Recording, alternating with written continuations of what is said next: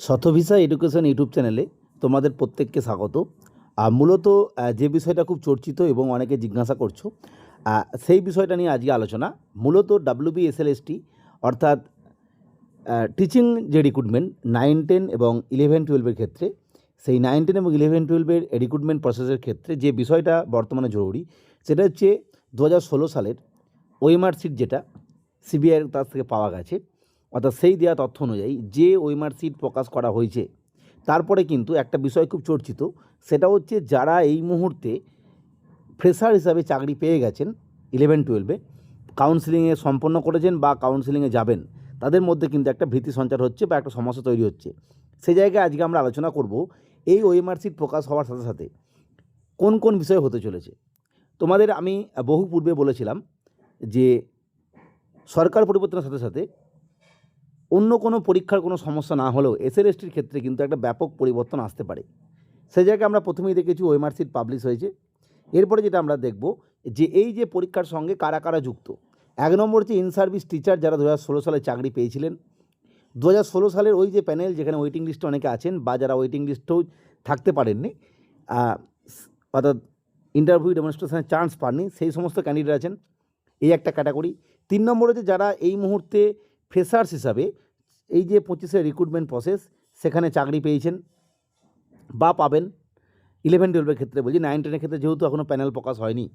এবং 4 নম্বর হচ্ছে freshers not empanel, যারা ফ্রেশার্স কিন্তু কোনোভাবে ইন্টারভিউ চান্স পাননি, সেটা 9-10 হতে পারে বা 11-12 হতে পারে। এক্ষেত্রে বলে রাখি, যাই হোক না কেন, এই 4 নম্বর পয়েন্ট যারা আছেন তাদের ক্ষেত্রে তো কোনো সমস্যা হচ্ছে না, তাদের ক্ষেত্রে যা হবে ভালোই হবে। অর্থাৎ যদি এক্ষেত্রে নতুন করে অন্য কোনো রিক্রুটমেন্ট দ্রুত নিয়ে আসে আর কি, সেক্ষেত্রে তাদের সুবিধা হবে।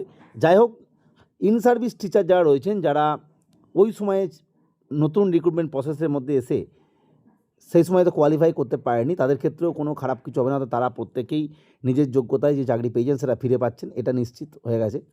এবং 3 নম্বর যেটা সবথেকে গুরুত্বপূর্ণ বিষয়, ফ্রেশার্স এমপ্যানেল যারা, অর্থাৎ যারা এই মুহূর্তে চাকরি পেলেন বা পাচ্ছেন, তাদের ক্ষেত্রে অনেকে চিন্তা করছেন বা অনেকে বিভিন্ন তথ্য তুলে ধরার জন্য তারা হয়তো ভয় পাচ্ছেন। আমি বলে রাখবো, এই যে ফ্রেশার এমপ্লয়েন্ট যারা এই মুহূর্তে চাকরি পেলেন, তাদের ক্ষেত্রে কিন্তু কোনো সমস্যা হবে না। অর্থাৎ এই রিক্রুটমেন্ট প্রসেসটা পুরোপুরি বাতিল হয়ে যাবে, দিয়ে নতুন করে কিছু হবে এরমটা নয়। যারা চাকরি পেয়েছেন তাদেরকে কিন্তু কোনোভাবেই সরকার পক্ষ চাইবে না যে তাদের মধ্যে কোনোরূপ বিরূপ প্রতিক্রিয়া আসুক বা তাদের চাকরি নষ্ট হোক। অর্থাৎ 1 নম্বর 16 সালের এমপ্যানেল যারা যোগ্য শিক্ষক শিক্ষিকা, তারা তো ঠিক নিজের জায়গায় ফিরে যাচ্ছেনই। এবং ফ্রেশার্স এমপ্লয়েন্ট যারা এই মুহূর্তে চাকরি পেলেন 25-এর রিক্রুটমেন্ট অনুযায়ী, তাদের ক্ষেত্রেও কোনো সমস্যা হবে না। তারা যেরকমভাবে কাউন্সেলিংয়ের জন্য তৈরি হচ্ছিলেন হন, 9-10 ক্ষেত্রে যেরকম ইন্টারভিউ বা ডেমনস্ট্রেশন তৈরি হচ্ছেন সেরকম হন, এক্ষেত্রে কোনো সমস্যা হবে না। এবং 2 নম্বর হচ্ছে যেটা ওয়েটিং আদার্স লিখেছি, অর্থাৎ 16 সালে, সেক্ষেত্রে বলা যাচ্ছে না এদের ক্ষেত্রে কি সুযোগ সুবিধা দেওয়া হবে আর কি। আর 4 নম্বর আমি আলোচনা করলাম, যারা এই মুহূর্তে চান্স পাননি তাদের জন্য খুশির খবর এটাই, তাদের জন্য নতুন করে কিন্তু রিক্রুটমেন্ট প্রসেস খুব শীঘ্রই আসবে এবং সেখানে তারা নতুন করে পরীক্ষা দিতে পারবেন। অর্থাৎ আপনারা প্রিপারেশান নিতে থাকুন। আর যারা 9-10-এর জন্য আছেন ভেরিফিকেশান বা এই সমস্ত ইন্টারভিউয়ের জন্য, তারা অবশ্যই প্রিপারেশান নিতে থাকুন। কারণ এই যে প্যানেল, এই যে রিক্রুটমেন্ট প্রসেস, সেটাকে ক্যান্সেল করবেন না। কারণ তোমরা বুঝতেই পারছো, যেহেতু এই শিক্ষক নিয়োগ নিয়েই দীর্ঘদিন ধরে বিভিন্ন সমস্যা চলছে, ফলে নতুন সরকার কোনোভাবেই চাইবে না। তবে অবশ্যই এই বিষয়ে কোর্টের শরণাপন্ন হবে এবং সেই অনুযায়ী রিক্রুটমেন্ট হবে। তবে ইন সার্ভিস টিচার এবং ফ্রেশার্স এমপ্যানেল যারা এবছর চাকরি পাচ্ছেন বা পেলেন, তাদের কিন্তু কোনোরূপ ক্ষতি হবে না, তারা চাকরি পাবেন, এটা মাথায় রাখতে হবে।